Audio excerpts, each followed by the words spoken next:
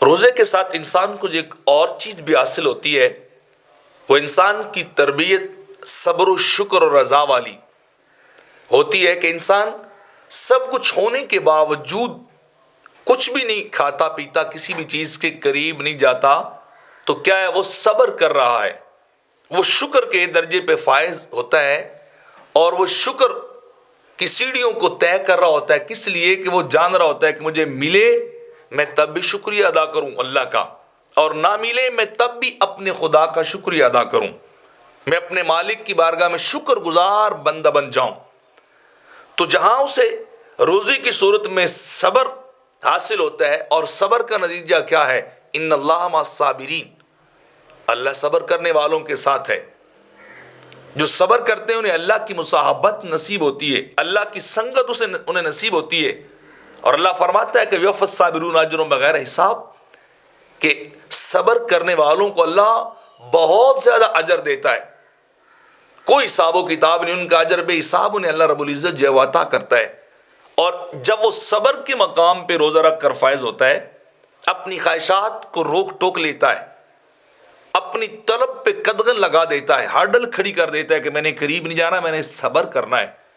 تو جب اس مقام سے وہ آگے گزرتا ہے تو پھر اسے شکر کا درجہ نصیب ہوتا ہے، شکر کا مقام اس سے ملتا ہے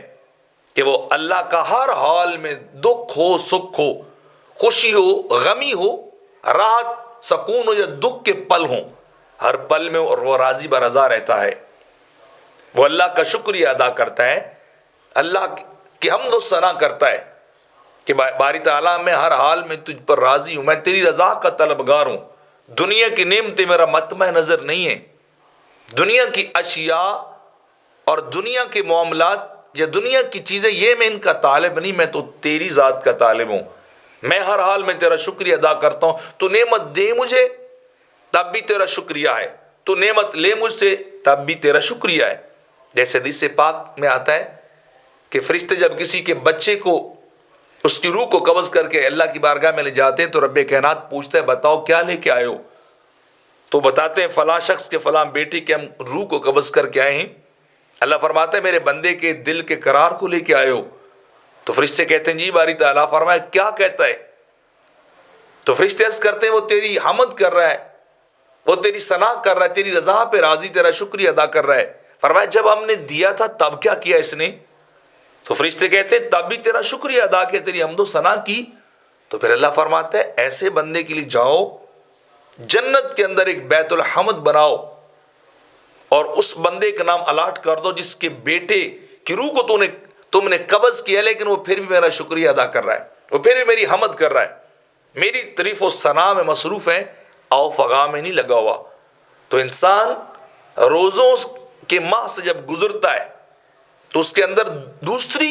خوبی یہ پیدا ہو جاتی ہے کہ وہ صابر ہو جاتا ہے، اور صابر ہونے کے بعد وہ شاکر ہو جاتا ہے، اللہ کا شکریہ ادا کرنے والا بن جاتا ہے، اور اپنی زبان پہ وہ حرف شکایت کو کبھی نہیں لاتا، یعنی جس حال میں مالک رکھنے والا ہو وہ اسی حال پہ راضی رہنے والا بن جاتا ہے۔